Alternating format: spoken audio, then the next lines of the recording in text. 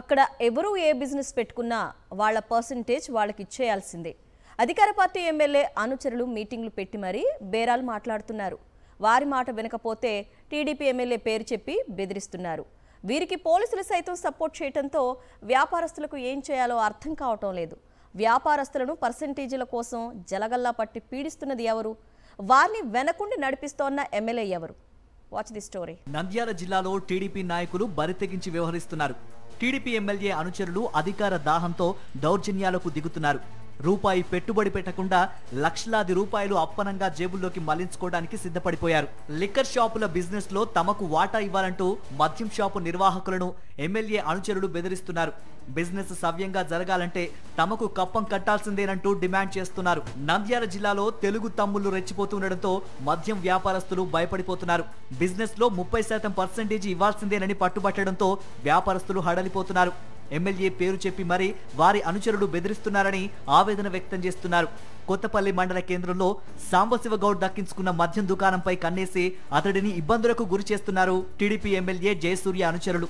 నందికొట్కూరు నియోజకవర్గంలోని కొంతమంది టీడీపీ కార్యకర్తలైనటువంటి కుక్కరెంచ నారపురెడ్డి మరియు శివపురం లింగస్వామి గౌడు వీళ్ళిరువురు నన్ను ఎమ్మెల్యే గారి పేరు చెబుతూ నన్ను మీటింగ్లకు పిలవడం, తర్వాత ఎమ్మెల్యే గారికి మీరు ఆ షాప్లో నాకు వచ్చినటువంటి కొత్తపల్లి షాపులో 30% వాటా ఇస్తే మిమ్మల్ని మేము వైన్ షాపు సక్రమంగా నిర్వహించుకోగలుగుతాము. కొన్ని సందర్భాల్లో వాళ్ళు 80% డిమాండ్ చేసే సందర్భాలు కూడా ఉన్నాయి.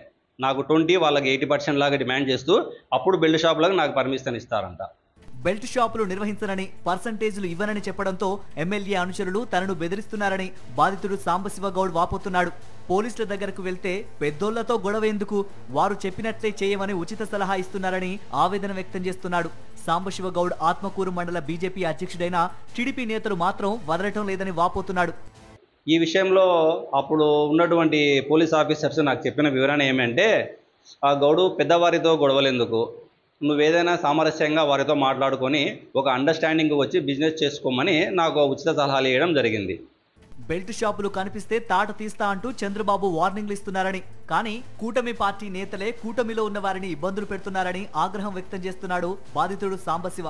బెల్ట్ షాపులకి మద్యం వెళ్ళడం వల్ల పల్లెల నుంచి నాకు రావాల్సిన వ్యాపారం జరగడం లేదు. నేనేమో గవర్నమెంట్కి ఫుల్ రెంటల్ కడుతూ అప్పులు చేసి కంతులు కడుతూ వస్తున్నాను. కానీ ఈ టీడీపీ కార్యకర్తల వల్ల నా వ్యాపారాన్ని వీళ్ళు బాగా చెడగొడుతున్నారు. కూటమి నేతలకు కూడా రెడ్ బుక్ రాజ్యాంగ సెగ తగులుతోంది. మద్యం అమ్ముకోవాలన్నా, వ్యాపారం చేసుకోవాలన్నా కమిషన్లు ఇవ్వాలని తెలుగు తమ్ములు బెదిరిస్తూ ఉండడంతో వ్యాపారస్తులు భయాందోళనకు గురవుతున్నారు. టీడీపీ నేతల బెదిరింపులతో మద్యం అమ్మకాలను ఆపేయాల్సిన పరిస్థితి వస్తుందని ఆవేదన వ్యక్తం చేస్తున్న వారికి చంద్రబాబు ఏమని భరోసా ఇస్తారో చూడాలి.